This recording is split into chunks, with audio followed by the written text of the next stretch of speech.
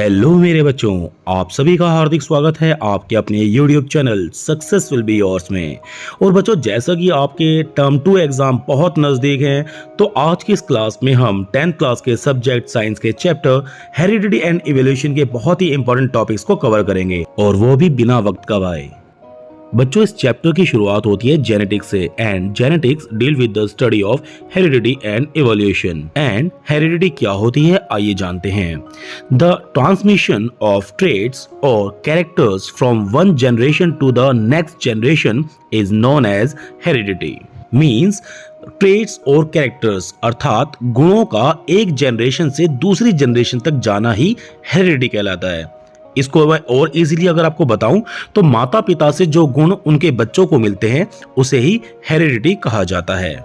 जैसे यदि माता पिता गोरे हैं तो उनके बच्चों का गोरा होना स्वाभाविक है, या फिर जैसे माता की आंखों का रंग नीला है तो हो सकता है कि उसके बच्चों की आंखों का रंग भी नीला हो। इसी तरह से गुणों का एक जनरेशन से अलग जनरेशन में जाना ही हेरिडिटी कहलाता है, और ये हेरिडिटी के ही एग्जाम्पल मैंने आपको बताए। अब हम जानेंगे what is variation. The differences in the characters और traits between parents and the offsprings is known as variation. Means माता पिता और उनके बच्चों के बीच गुणों के अंतर को ही वेरिएशन कहा जाता है। जैसे माता पिता यदि बहुत इंटेलिजेंट है तो इसका मतलब ये नहीं कि उनका बच्चा भी बहुत इंटेलिजेंट हो। एंड वेरिएशन भी आपको यहाँ दो प्रकार का बताया गया है। First is somatic variation and second is gametic variation. Somatic variations होते हैं शारीरिक बदलाव और गैमेटिक वेरिएशंस होते हैं आनुवंशिक बदलाव। तो यहाँ पर दोनों के बीच में डिफरेंशिएट करके बताया गया है। सबसे पहले देखिए somatic variation, it take place in the body cells. हमारी बॉडी सेल्स में ये वेरिएशंस होते हैं, जबकि gametic variation it take place in the gametes और रिप्रोडक्टिव सेल। ये जो बदलाव होते हैं रिप्रोडक्टिव सेल या फिर गैमेट्स में होते हैं। और सोमैटिक वेरिएशन में it neither inherited nor transmitted. ये जो बदलाव होते हैं ये एक जनरेशन से दूसरे जनरेशन तक नहीं ट्रांसमिट किए जाते, लेकिन gametic variation inherited as well as transmitted. ये गैमेटिक वेरिएशन एक जनरेशन से दूसरी जनरेशन तक इनहेरिट भी किए जाते हैं और ट्रांसमिट भी किए जाते हैं। Somatic variation also known as acquired traits. Means ये ऐसे बदलाव होते हैं जो कि ऐच्छिक होते हैं, जबकि gametic variation also known as inherited traits, अर्थात एक जनरेशन से दूसरी जनरेशन तक ये इनहेरिट किए जाते हैं। यहाँ पर सोमैटिक वेरिएशन के एग्जांपल दिए गए हैं, बोरिंग ऑफ पिन्ना अर्थात कानों का छिदवाना, and cutting of tails in dog और कुत्तों की पूंछों को काटा जाना।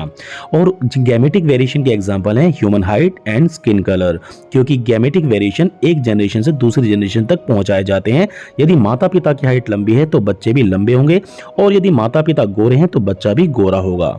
अब अगला इंपॉर्टेंट टॉपिक है accumulation of variation during reproduction, अर्थात रिप्रोडक्शन के दौरान वेरिएशन किस प्रकार होता है। यहाँ देखिए रिप्रोडक्शन दो तरह का यहाँ पर आपको बताया गया है, असेक्सुअली एंड सेक्सुअली रिप्रोडक्शन। तो असेक्सुअल रिप्रोडक्शन में जैसा कि हम सब जानते हैं कि सिंगल पेरेंट होता है, इसीलिए वेरिएशन आर फ्यूअर। लेकिन सेक्सुअल रिप्रोडक्शन में दो पेरेंट्स होते हैं, एक मेल और एक फीमेल, इसीलिए यहाँ पर वेरिएशन ज्यादा मात्रा में, वेरिएशंस आर लार्ज यहाँ पर देखने को मिलता है।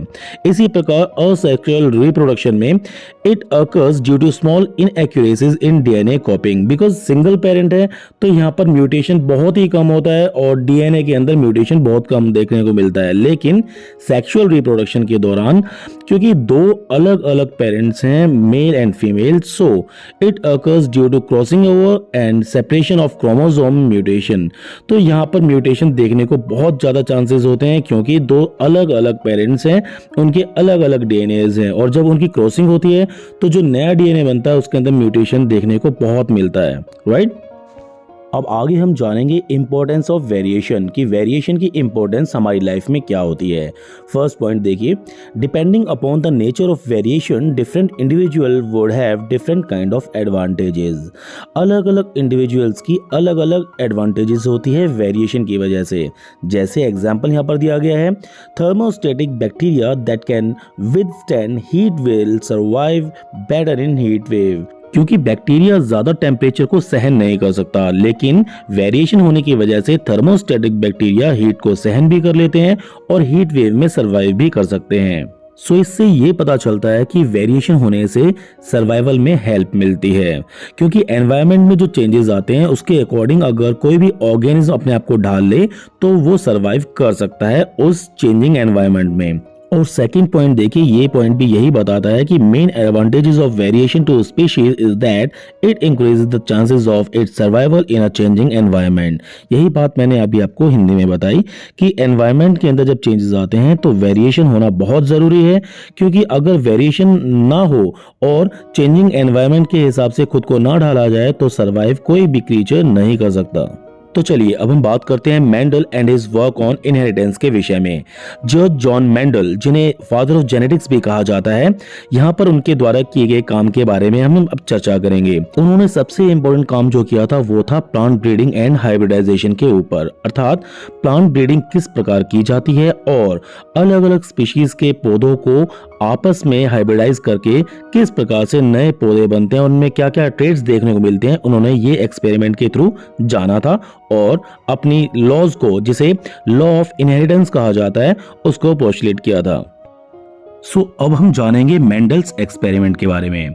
Mendel's conducted a series of experiments in which he crossed the pollinated plants to study one character at a time. Means Mendel ने बहुत से एक्सपेरिमेंट किए थे जिसमें उसने पॉलिनेटेड प्लांट्स को आपस में क्रॉस करवाया था ताकि एक कैरेक्टर की एक टाइम पे स्टडी की जा सके। अब हम जानेंगे मेंडल्स एक्सपेरिमेंटल मटेरियल के बारे में कि मेंडल ने एक्सपेरिमेंट किन के ऊपर किया था। Mendel chose garden pea as his experiment material because of. Mendel ने अपने एक्सपेरिमेंट के लिए मटर के पौधे को क्यों चुना, क्योंकि इसके पीछे कुछ वजह थी। फर्स्ट पॉइंट देखिए, availability of detectable contrasting traits of several characters. Second point, short life span of the plant. Third point देखिए, normally allows self fertilization but cross fertilization can also be carried out. And fourth point, large number of seed produce. Experiment के लिए मटर का पौधा इसलिए चुना गया क्योंकि नंबर ऑफ सीड्स बहुत ज्यादा प्रोड्यूस होते थे इस एक्सपेरिमेंट के दौरान और अलग अलग कैरेक्टर्स के अलग अलग ट्रेट्स को डिटेक्ट किया जा सकता था, और साथ ही साथ उनका लाइफ स्पैन बहुत छोटा होता है पौधे का, इसलिए कम समय में इजीली डिटेक्ट किया जा सकता था कि कौन कौन से चेंजेस देखने को मिलते हैं। और सेल्फ फर्टिलाइजेशन के साथ साथ क्रॉस फर्टिलाइजेशन भी यहाँ पर किया जा सकता था। ये एडवांटेजेस थी मटर का पौधा चुनने की वजह से।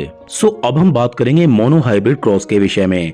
मेंडल ने जो सबसे पहला एक्सपेरिमेंट किया था वो था मोनोहाइब्रिड क्रॉस।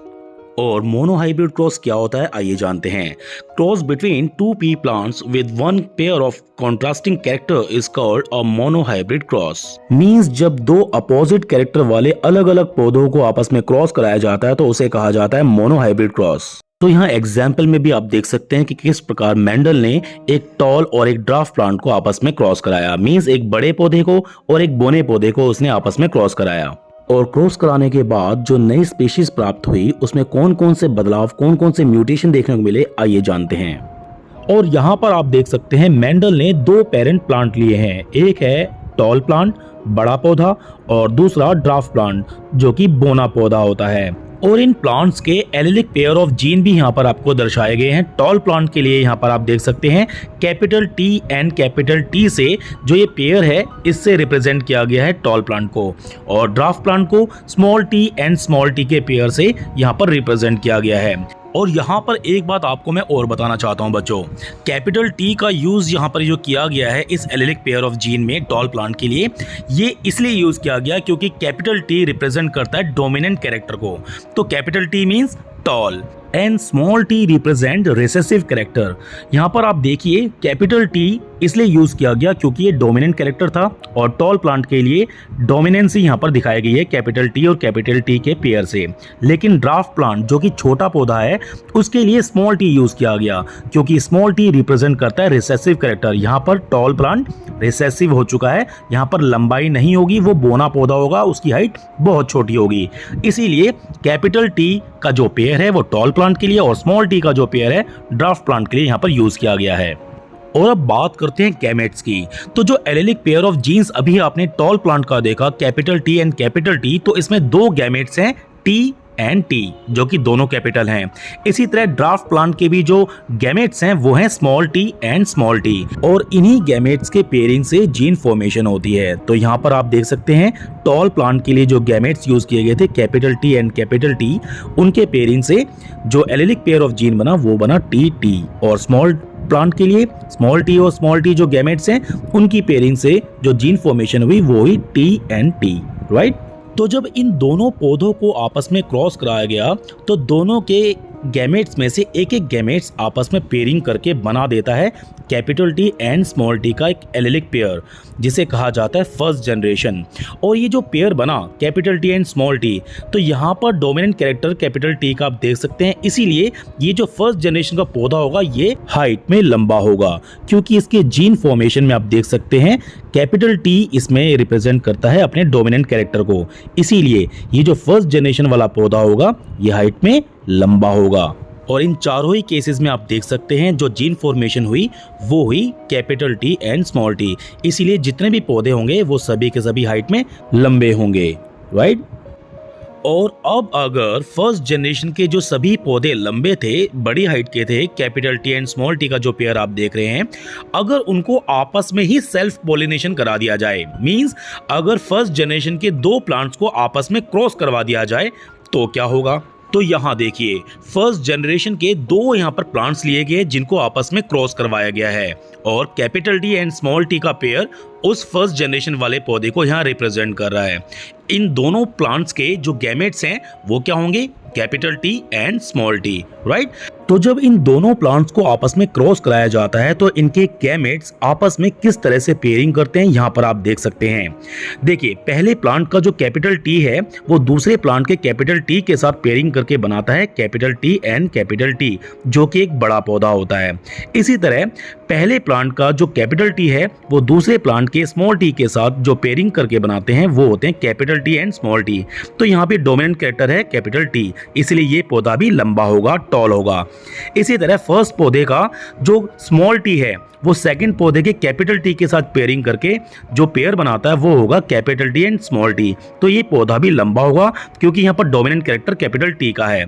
और इसी तरह पहले पौधे का स्मॉल टी जब सेकंड पौधे के स्मॉल टी के साथ पेयरिंग करता है तो जो पौधा हमें मिलेगा वो होगा ड्राफ्ट, छोटा, क्योंकि इनकी पेयरिंग कैसी है, small T and small T. तो यहाँ पर ये रिसेसिव कैरेक्टर हैं। तो यहाँ पर आपने देखा कि F2 जनरेशन के जितने भी पौधे हैं उनका फेनोटाइपिक रेशियो है 3:1, मींस 3 पौधे बड़े हैं, टॉल हैं, और एक पौधा ड्राफ है, छोटा है, बोना पौधा है। और फेनोटाइपिक रेशियो का मतलब मैं आपको बता देता हूँ, मूलभूत अनुपात, मतलब जो चीज हमें नजर आ रही है उसका रेशियो क्या है। तो 3 पौधे बड़े नजर आ रहे हैं, लंबे नजर आ रहे हैं, और एक पौधा बोना, तो इसी को फेनोटाइपिक रेशियो कहा जाता है 3:1। 3 पौधे बड़े हैं और एक पौधा छोटा। और इनका जीनोटाइपिक रेशियो है 1:2:1, मींस जेनेटिकली इनमें से एक पौधा बिल्कुल टॉल है, बिल्कुल प्योर है, capital T and capital T, और 2 पौधे भी लंबे हैं, capital T small T and capital T small T, और एक पौधा बिल्कुल छोटा है, small T and small T. तो ये होता है जीनोटाइपिक रेशियो, जिनके आधार पर जेनेटिकली हम पौधों को हम कैटेगराइज करते हैं। और अब यहाँ देखिए capital T both dominant traits, means जिस भी पौधे में कैपिटल टी जीन पेयर पाया जाता है वो बिल्कुल प्योरली टॉल होता है, क्योंकि capital T tall dominant traits होते हैं। और यहाँ पर देखिए small T both recessive alleles, means जिस भी पौधे में स्मॉल टी पेयर जीन्स होते हैं वो प्योरली बिल्कुल छोटे बोने पौधे होते हैं, क्योंकि ये जो कंडीशंस होती हैं ये होती है होमोजाइगस कंडीशन, राइट। इसी तरह थर्ड कंडीशन देखिए capital T and small T, तो जिस भी पौधे में ये कैरेक्टर्स, ये जीन पेयर पाया जाता है तो वो पौधा भी बड़ा होता है, क्योंकि इसके अंदर डोमिनेंट कैरेक्टर जो है कैपिटल टी है। सो वन डोमिनेंट कैरेक्टर अगर किसी जीन पेयर में पाया जाता है तो वो डोमिनेंट कैरेक्टर उसको प्रभावित करता है, इसी वजह से वही जो पौधा होगा ये भी बड़ा होगा। लेकिन ये हेट्रोजाइगस कंडीशन होती है, हाइब्रिड कंडीशन होती है, राइट। और फेनोटाइपिक रेशियो एंड जेनोटाइपिक रेशियो मैं आपको पहले ही समझा चुका हूं कि इस एक्सपेरिमेंट से फेनोटाइपिक रेशियो हमें प्राप्त हुआ था 3:1 एंड जेनोटाइपिक रेशियो में मिला था 1:2:1, मींस एक पौधा बिल्कुल टॉल होगा, प्योर टॉल होगा, एंड 2 पौधे भी बड़े होंगे लेकिन एक पौधा प्योरली छोटा होगा। और यहाँ पर आपको फेनोटाइप एंड जीनोटाइप का मतलब भी यहाँ पर आपको समझाया हुआ है। Phenotype means physical appearance and genotype means genetic makeup.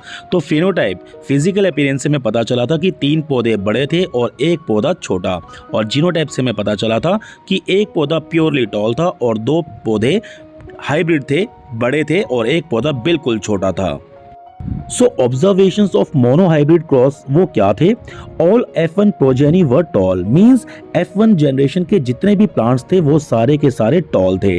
And F2 progeny 1/4 were short and 3/4 were toll, क्योंकि F2 जनरेशन के अंदर 1/4 प्लांट्स छोटी हाइट के थे एंड 3/4 प्लांट बड़ी हाइट के थे, क्योंकि फेनोटाइपिक रेशियो भी था 3:1। तो 3 plants were tall and 1 plant was short. और जेनोटाइपिक रेशियो आपको मैंने बताया था 1:2:1। तो प्योरली एक पौधा बिल्कुल बड़ा था, 2 पौधे हाइब्रिड थे वो भी बड़े थे, और एक पौधा प्योरली बिल्कुल छोटा था, राइट। सो बच्चों, आज का ये सेशन आज यहीं पर समाप्त होता है और मैं आशा करता हूँ कि ये कंटेंट आपको बहुत अच्छे से समझ में आया होगा। So thank you so much जो आपने अपना कीमती और वैल्यूबल वक्त दिया इस वीडियो को देखने में और इस कंटेंट को समझने में। आप लोग लगे रहिए, करते रहिए मेहनत अपने एग्जाम्स के लिए। मैं हमेशा आपके साथ हूँ बच्चों। So thank you so much.